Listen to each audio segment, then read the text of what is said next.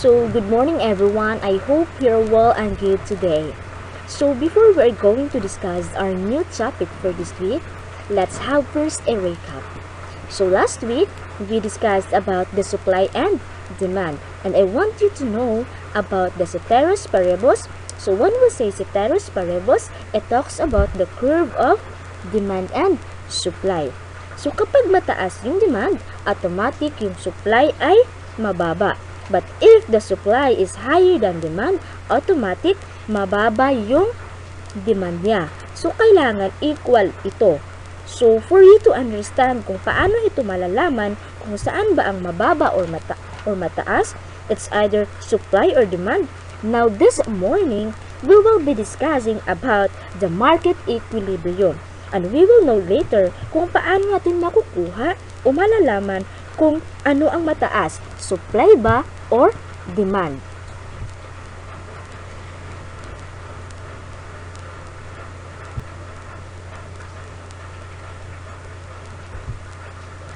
So what is market equilibrium? So when we say market equilibrium, from separate discussion of demand and supply, we now proceed with reconciling the two. The meeting of supply and demand result to what is referred to as market equilibrium. As earlier said, the market referred to here is a situation where buyers and sellers meet, while equilibrium is generally understood as a state of balance. So what is equilibrium? So when we say equilibrium, it is generally pertains to a balance that exists when quantity demanded equals quantity supplied. Equilibrium is a general agreement of the buyer and the seller at a particular price and particular quantity. At equilibrium point, there are always two sides of the story, the side of the buyer and the side of the seller. So, equilibrium market price. So when we say equilibrium market price is a price agreed by the seller to offer its good or services for sale and for the buyer to pay for it. Specifically, it is the price at which quantity demanded of good is exactly equal to the quantity supplied. So it says here that market or the equilibrium market price and quantity can best be depicted in a graph as illustrated in figure 2.7. So later I will show you this table. The demand curve depicts the quantity that consumers are willing to buy at particular prices. The supply curve depicts the quantity that producers are preferred to sell at a particular price. The equilibrium market is generated by the intersection of the demand and supply curves. As a higher initial price, say at 40 pesos, result in excess supply or quantity supplied equals to 100 units and quantity demanded 100 units, the excess supply is depicted by area ABE. In the case, the oversupply of 100 unit forces prices down in order to eliminate the excess supply at lower initial price, say at 20 pesos, result in excess demand of 100 units. So, as we can see, for the quantity demanded 100 units, quantity supplied or rather 100 units, and then the quantity demanded 200 units. So this is depicted by the area code. In this case, price is forces up in order to initiations fully synchronized. So what will happen when there is a market disequilibrium? So take note, disequilibrium. So when there is market disequilibrium, the two conditions may happen: a surplus or a shortage rather, as shown in the figure 2.7. So later, as what I have said, I will show you this table. So let's discuss first what is surplus and shortage. So it says here again that when there is market disequilibrium, there is two conditions may happen, which are the surplus, and shortage. So what is surplus? Surplus is a condition in the market where the quantity supplied is more than quantity demanded. When there is a surplus, the tendency is for sellers to lower market prices in order for the goods to be easily disposed from the market. This means that there is a downward pressure to price when there is a surplus in order to restore equilibrium in the market. This is depicted in figure 2.7 by the arrow from point are going down to equilibrium point. So, we have here a picture or a table of figure 2.7 equilibrium market prices and quantity. So as we can see here, so there is a surplus rather, and shortage. So nakikita natin dito na yung surplus, yung price niya 40 pesos and then yung demand niya ay 200 pesos. So mataas siya kaysa sa isa. Etong isa ay 30 pesos yung price and then yung demand niya ay 150. So ito yung tinatawag nating equilibrium point kasi nasa gitna siya. And then yung pangatlo, yung price niya is 20 and then yung demand is 150 again. So mas mababa siya. So ito yung tinatawag nating shortage. So this figure shows the equilibrium between the quantity demanded and quantity supplied. So y-axis are the price and the x-axis rather are the prices and then the y-axis are the quantities. So as we can observe in the graph, the market equilibrium is the point of intersection between supply and demand. So ito na yung sinabi ko kanina na nasa gitna siya. And then that is P price 30 and then the quantity is 150. So as we can observe in the graph, surplus is a situation above the equilibrium point. So this is because quantity supplied say at 40 pesos and then quantity supplied is 200 units is greater than quantity demanded at priced 40 pesos and then quantity demanded 200 pesos. So resulting to 100 units more goods being supplied in the market. So let's proceed to the shortage. So when we say shortage, it is a condition in the market in which quantity demanded is higher than supplied.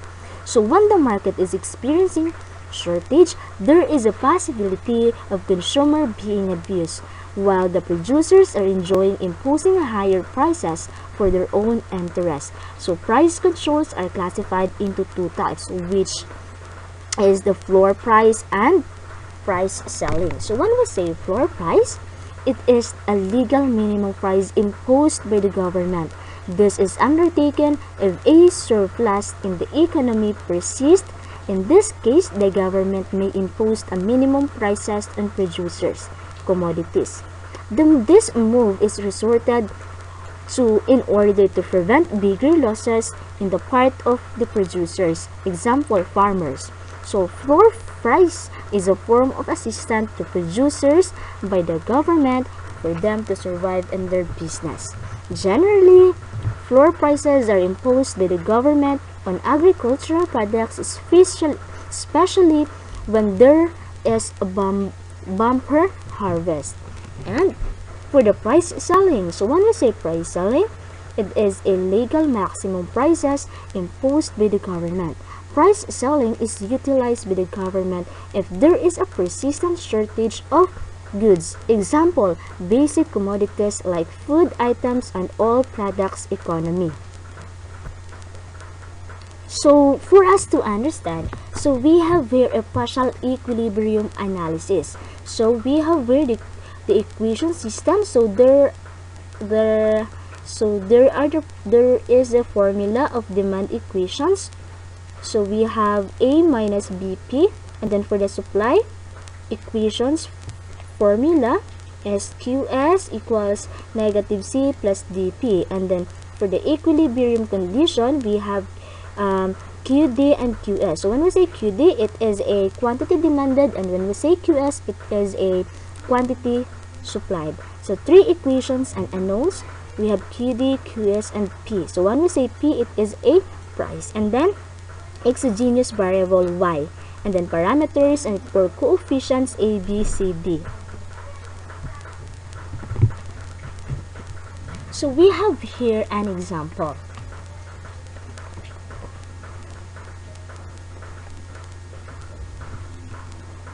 So the question is look for the PE and QE. So we are going to look the price equilibrium and quantity equilibrium.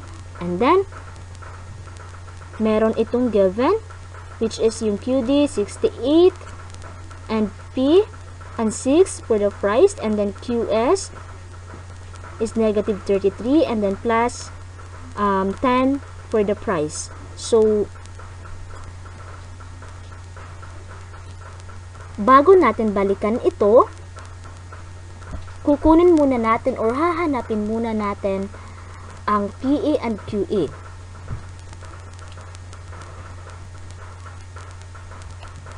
I want you to know na ito po ay napakahalaga po. Kailangan nating kukunin yung QD and QS din. And then, malalaman natin if surplus siya or shortage. Malalaman natin ito. So, later,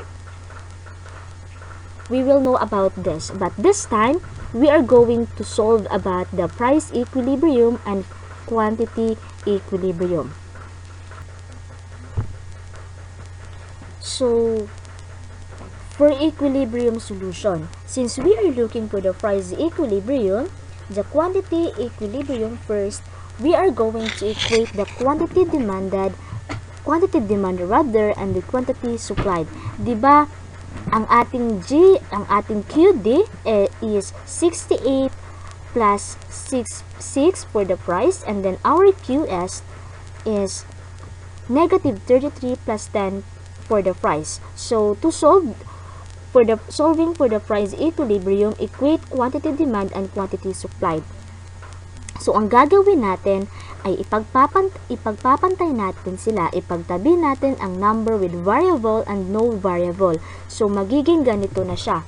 So, pinagpantay na natin, we have 68 minus 6p equals negative 33 plus 10p. So, pag pinagpapantayan natin sila, so, ang magiging resulta ay 68 plus 33 equals 10p plus 6p. So, di ba class? Yun na yun. So, nagtaka kayo kung bakit naging positive 33 na dapat negative 33, di ba? Class, always remember na kung maglilipat kayo ng number, kung ano ang sign, dapat pag ilipat mo na, kabaliktaran na. Kung positive ang sign, tapos pag ilipat natin, magiging negative din siya. Ganon din, pag negative, magiging positive din siya pag ilipat natin. So, since nalipat na natin sila, di ba ganito na, 68, di ba makikita natin 68 plus 33 equals 10p plus 6p, and then we will just add them. So, 68 plus 33 equals to 101. Ito na yung nasa baba. And then, 6p plus 10p plus 6p is equal to 16p. So, dapat maghanap tayo ng number na pwede nating i-divide sa 16 at 101 para makancel natin ang dalawa, para maiwasan ang p variable. Ngayon, ang number na pwede nating i-divide sa 16 ay 16 din. So, ang magiging resulta, eto na yon, 101 divide 16, and then yung 16 sa kabila, yung nasa kanan, you have to cancel it. Then, i-divide natin yung 101 sa 16. So, ang magiging resulta ay 6.3125. So, yun po ang price equilibrium. So, ganun po yung process kapag kinuha natin or kapag gusto nating malaman ang price equilibrium. Kasi yun po yung hinahanap, yun po yung tanong. Look for the price equilibrium. So, yun. Now, let's proceed. So, solving for the quantity equilibrium. Kung kanina ay price equilibrium, ngayon, quantity equilibrium. So, use quantity demand substitution. So, we have here given QD 68, pareho lang sa price equilibrium, and then minus 6P, and then our price equilibrium, since our price equilibrium is 6.3125. So,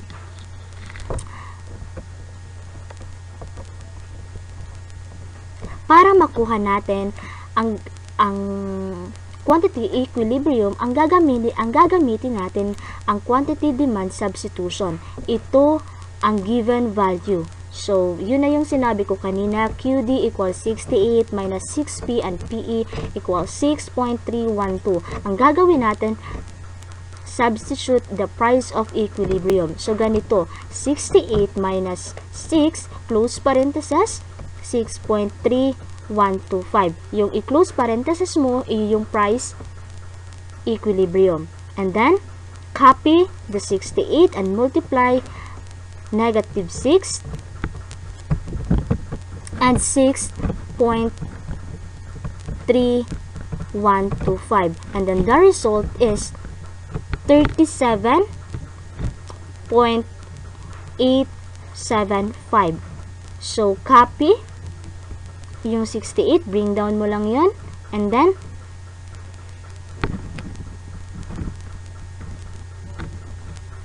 since the different sign sila, as what I have said earlier, that if different signs subtract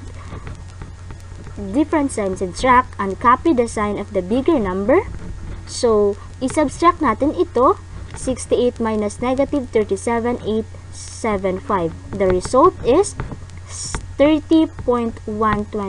Positive siya because mas malaki ang 68 kaysa sa 37. So now we already find the value of quantity equilibrium. So our quantity equilibrium is 30.125. So ganun po yung process kapag kukunin natin ang quantity equilibrium.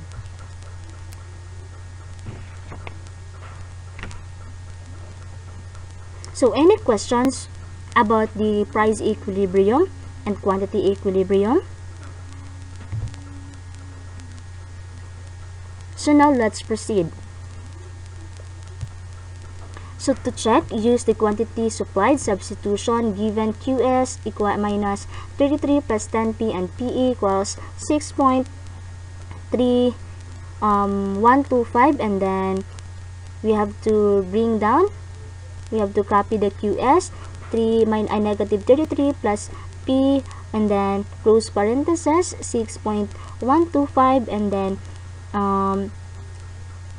kailangan mong i-divide yung i-times rather yung 10 to 10 at 6.135, and then yung resulta niya ay 63.125, and then bring down the negative 33. So our quantity equilibrium is 30.125. So yun. So for the computation for the determination in shorted and surplus and equilibrium. So yun po yung kanina na kailangan nating kunin din yung QD and QS. So same pa rin yung given niya, yung QD 68 minus P, 6P rather, and then our QS is negative 33 plus 10P. So, para makuha natin para malaman natin ang shortage and surplus, i-compute natin siya. So, now, eto.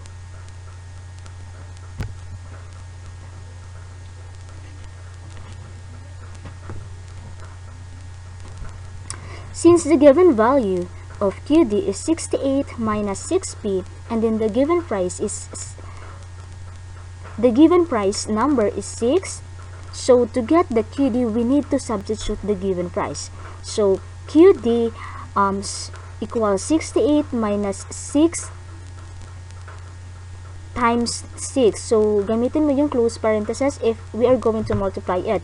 And then, so magiging ganito na siya. So we need to copy the QD, 68, and then multiply the 6 times 6. So the result will be QD 68 plus 36, and add this 2 to the result will be 104. So our quantity demand now is 104.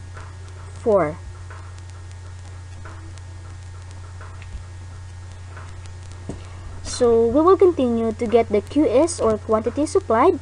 The given value of QS is 33, negative 33 plus 10p. So same lang siya sa quantity demand.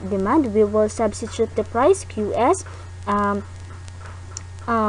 negative 33 plus 10, and then close parenthesis 6. Just copy the QS equals negative 33, then multiply the 10 times 6. So the result will be QS equals negative 33 plus 60. So since different sign man silang duha, we need to subtract them kasi magkaiba yung sign nila. Always remember the rule that if different sign, subtract and copy the sign of the bigger number. So i-subtract natin silang dalawa. So QS equals negative 33 plus 60. So magiging 27 siya. So positive siya because 60 is bigger than 33. So diba, basta masubtract, copy the sign of the bigger number. So positive 27 siya. So now our quantity supplied is 27. So ito na po yun, yung QD 104, and then our QS is 27. And then ito po yung shortage niya. So that's all. Any questions? So if you don't have any questions, just open your learning pad for your activity and your assignment. And for your assignment rather.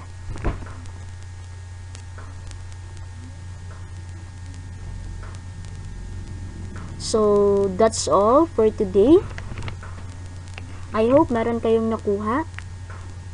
So goodbye class. Thank you and God bless.